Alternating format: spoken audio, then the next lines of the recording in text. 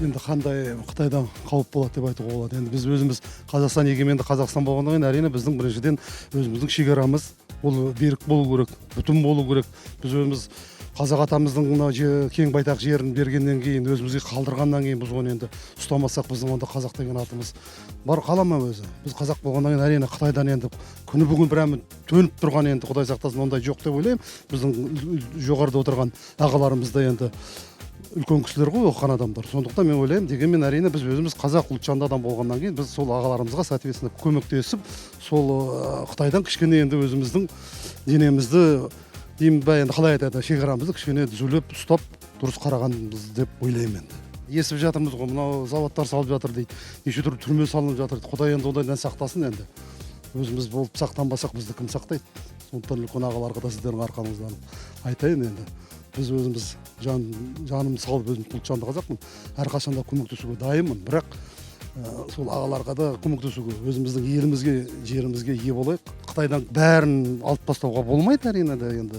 Қандай енді былай қарап жаңа біздің эксперттеріміз бар емес пе? Әрине қазір естіп жатырмыз, неше түрлі ручкаларына дейін бәрі өте қиын. Енді адамға зиян келтіретін ішінен неше түрлі уды ма сондайлар шығады дейді. Енді соны байқау керек, балаларымыз оқып, сабақ оқиды.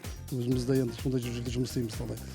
Әрине де зерттеп қарап, енді жартысын жіберсе де жартысын жібермеуге болады деп есептеймін. Да какая опасность? Никакой опасности нету.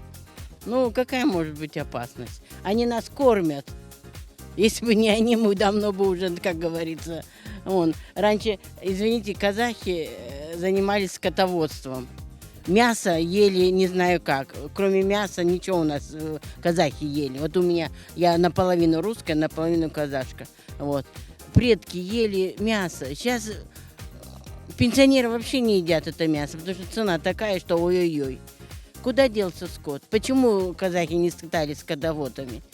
Их это призвание, они это самое. А сейчас вообще нету, завозят с Китая мясо. Ну как это так? В Казахстане. Сам Назарбаев говорил. Приводил пример, в советское время ели столько-то там мяса, а сейчас вообще, не знаю, ни молоко, ни мясо, ничего не едим. На базар сейчас пошла, 2500 мяса стоит. Ну как может пенсионер взять это мясо? Поэтому китайское мясо завозят и едим китайские продукты. Овощи едим китайские. Я считаю, что никакой угрозы нет абсолютно. Но это инвестиция же идет. Это правительство Казахстана виновато, что свои не хотят вкладывать. Все все в Швейцарии. Вот. Все бизнесмены, которые, извините, нахапали и все убежали. А кто будет нам здесь все строить? Правильно, они инвестируют во все это.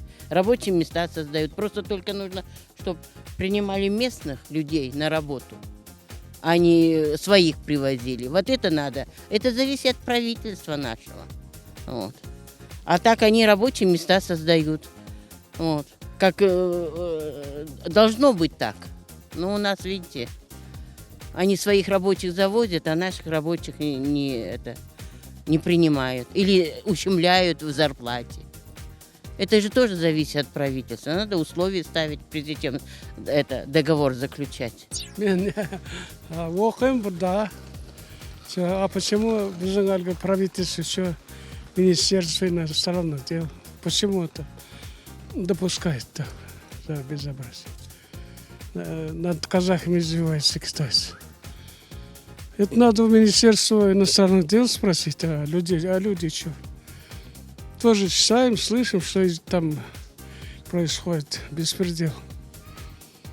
А что я, пенсионер, могу сделать? А что народ? Народ сейчас соберешься, сразу милиция нападает зубинками, в автобус кидает. Что народ спрашивает? Народ сейчас никто. Правительство, Назарбаев, министерство, все. А мы ничего. Ну, в средствах массовой информации много, на самом деле, информации о том, что территории Казахстана распродают. Не знаю, насколько достоверная информация. Может быть, это желтая пресса, может быть и такое. Но народ, по крайней мере, обсуждает это и верит в то, что действительно существует опасность для Казахстана. Не хотелось бы, чтобы такое присутствовало в нашем мире в наше время. Конечно, если бы в Казахстане такой объем большой делали одежду, обуви и так далее, не только даже продуктов питания и одежды. Вот, если бы здесь работали свои заводы, фабрики, то есть если бы здесь было производство, то мы были бы конкурентоспособными, и тогда, может быть, и не приходилось бы закупать у Китая.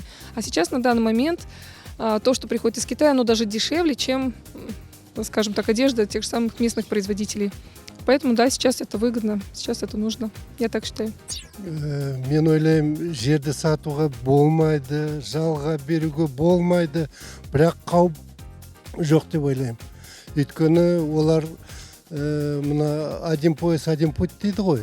Қазақстансыз олар оны жасай алмайды. Әртүрлі Россия болсын, Қытай болсын, көршілермен тату тұрған оларға енді выгодно. Сондықтан мен ойлаймын, ешқандай қауіп жоқ, бірақ ойымызда ылғи біз өзімізді ойлап сақтандыруымыз керек, өзімізді. Бір жағынан салынып жатса, ол да жақсы. Баяғы заманда Америка бүкіл заводтарын бәрін шетелге, Қытайға, сол Қытайға жіберіп, қазір өзінің жұмысшыларына жұмыс болсын, салық төленсін деп бәрін өзіне қайтарып жатыр. Бізге салған, мен ойлаймын, дұрыс, өйткені біздің жұмыскерлер жұмыссыз жүр, бюджетқа салық төленбейді, бірақ не салып жатыр, қалай салып жатыр? Мына мұнаймен договор, келісім шарт жасады, біз оны қалай жасады, неге жасады білмейміз. Сондықтан келгені мүмкін дұрыс шығар, бірақ не келеді, қалай келеді, соны халық білу керек. Қазақстанда мына супермаркет, магазин, солардың бәрі салынғаны менімше дұрыс емес. Өйткені оның ішіндегі заттардың бәрі шетелдің заттары. Ол деген біздің мұнайдың ақшасы, басқа да темірдің ақшасы, бәрі ақша сол заттар үшін шетелге кетеді деген. Енді біз тыржаланып жүреміз бе? Біз өзіміз жасай алмасақ, оны не істейміз енді? Әкелуге мәжбүрміз. Сондықтан билік ең біріншіде осындай жағдайларды, осындай өнімдерді өзіне баяғы заманда шығару керек еді. Сонда жұрттың жалақысы болады, үкіметке салық болады, пенсияға да, басқасына да ақша болады, қаражат болады. Енді өз ата-бабамыздың жерін қорғап нете алмасақ, несіне жүрміз дегенім ғой. Үлкендер, жоғарыдағылар, намыстары болмаса, енді политика жағынан хабарым жоқ, бірақ азамат ретінде айтатыным сол, дұрыс емес. Мұрнын сыққан жерге басында соғады ғой, әрі қарай.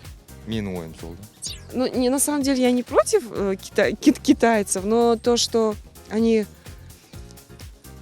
хотят овладеть нашими землями, вот насчет этого я, конечно, категорически против, потому что их так много, нас очень мало, и это немножко страшновато. Жерімізді жаңағы неге беріп жатыр ғой қазір. 10 жылға, 20 жылға дегендей. Енді ол болмайтын нәрсе ол негізі. Қазақтың өзінің жері өзінде болу керек қой. Біреуге сатылмау керек, біреуге берілмеу керек. Ол өзінде болу керек. Енді ол қауіп бол. Сіздің өзіңіздің қасыңызда жүрген неңізден де қауіп бар, досыңыздан да қауіп бар, ағайыныңыздан да қауіп бар. Ол қауіп болады ғой. Қауіп болады ғой. Қытай ол бөлек мемлекет, бөлек ел болғаннан кейін қауіп болады. Оның үшін өзімізден шыққан дұрыс еді. Қазақстаннан шыққан товар. Өзіміздікі дұрыс та. Сенім жейміз да. Онан ашып, ертең уланып қалар ма екен, бүйтіп қалар ма екен, балаларым не болады екен дегенше. Оның үшін өзімізден шыққан дұрыс та товар. Надо наше государство самим поднимать, страну поднимать, китайские заттар, сами знаете. Но оно пользу, конечно, приносит одноразово қарапайым адамға, болады киім там. Тамақтар сонша емес, поэтому Казахстан богатое государство, оно должно само обеспечивать наш народ по минимальной цене. У нас и нефть есть, и все есть, богатая страна. Я не знаю, к чему это идет все. Надо думать об этом.